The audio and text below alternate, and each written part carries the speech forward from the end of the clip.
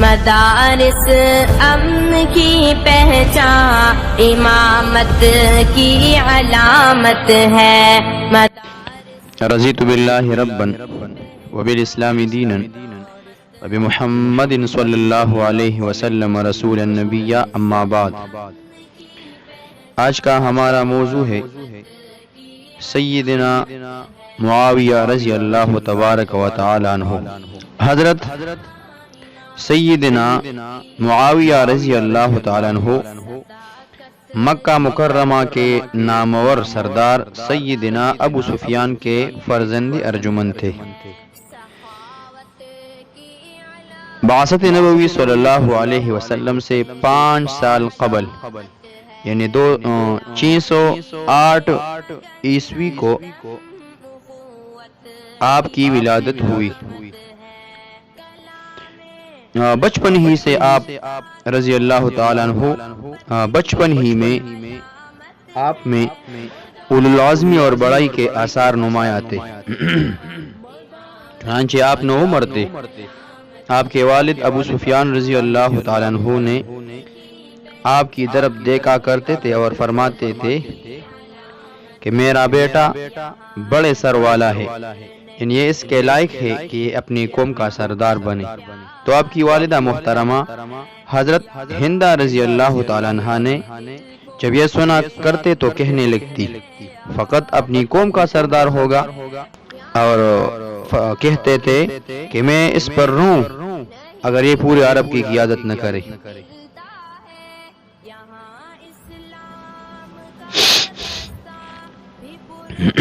اسی طرح عرب کے ایک شناس پرست آدمی نے آپ کی طرف دیکھ کر فرمایا کہ میرا خیال ہے کہ یہ اپنی قوم کا سردار بنے گا. آپ رضی اللہ تعالیٰ عنہ کی کنیت ابو عبد الرحمن تھی.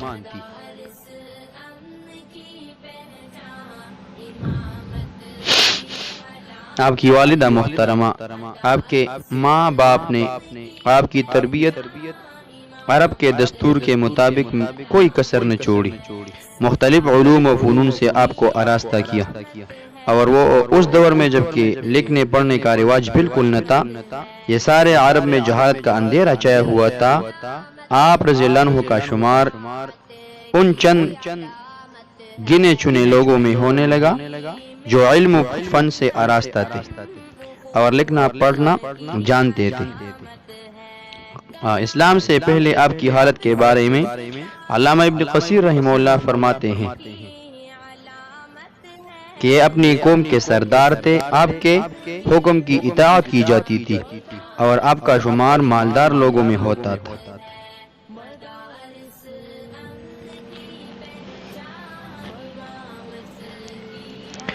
مشہور مورخ محمد بن سعد طبقات میں لکھتے ہیں کہ حضرت معاویہ رضی اللہ تعالیٰ عنہ فرمایا کرتے تھے کہ میں عمرۃ القضاء سے پہلے ہی اسلام لے آیا تھا، مگر مدینہ جانے سے ڈرتا تھا کیونکہ میری والدہ اس کے خلاف تھی. تاہم ظاہر طور پر فتح مکہ کے موقع پر آپ نے اپنے والد کے ہمراہ اسلام لانے کا اعلان کیا. یہی وجہ ہے کہ ہم دیکھتے ہیں کہ بدر، خندق، احد اور حدیبیہ میں آپ کفار کی جانب سے کسی لڑائی میں شریک نہ ہوئے، حالانکہ آپ اس وقت جوان تھے. آپ کی والد سالار کی حیثیت سے شریک ہو رہے تھے اور آپ کے ہم عمر سینکڑوں جوان بڑھ کر اسلام کے خلاف جنگ میں حصہ لے رہے تھے. ان باتوں سے صاف ظاہر ہوتا ہے کہ ابتدا ہی سے آپ رضی اللہ عنہ اسلام کی روشنی آپ کے دل میں اتر چکی تھی. الاہر کئی سال پہلے پیدا ہونے والی روشنی صبح فتح مکہ میں نمودار ہو گئی اور ان کرنوں سے عرب کیا عجم کے ہزاروں خطے جگمگا اٹھے. آپ کی علم کی پختگی ہی کے باعث دربار رسالت صلی اللہ علیہ وسلم میں آپ کو خاص مقام حاصل تھا. اسلام لانے کے بعد مستقلاً آپ نبی کریم علیہ الصلوۃ والسلام کی خدمت میں رہتے. جب وہ آپ رضی اللہ عنہ اسلام لائے تو جلد ہی آپ کو صحابہ کرام رضی اللہ عنہ کی ایسی مقدس اور خوش نصیب جماعت میں شامل کر لیا گیا جسے نبی کریم علیہ الصلوۃ والسلام نے کتابت وحی کے لیے مامور فرمایا تھا۔ چنانچہ جو وحی آپ پر نازل ہوتی اسے قلم بند کرتے۔ اسی طرح گویا تاریخ اسلام میں صرف ایک حضرت معاویہ رضی اللہ عنہ کی ذات ایسی ہے جسے کاتب وحی ہونے کا اور دنیا کے سب سے بڑے رسول کی سیکرٹری کے طور پر رہنے کا شرف حاصل رہا۔ یہی دو باتیں حضرت معاویہ رضی اللہ عنہ کی امانت و دیانت اور عدالت کے لیے ان کے خلاف تمام الزامات پر باری ہے۔ علامہ ابن حزم رحمہ اللہ کے مطابق کاتبین وحی میں سب سے زیادہ حضرت زید بن ثابت رضی اللہ عنہ آپ صلی اللہ علیہ وسلم کی خدمت میں رہے اور اس کے بعد دوسرا درجہ حضرت معاویہ رضی اللہ عنہ کا تھا۔ یہ دونوں حضرات دن رات آپ صلی اللہ علیہ وسلم کے ساتھ لگے رہتے اور اس کے سوا کوئی کام نہ کرتے۔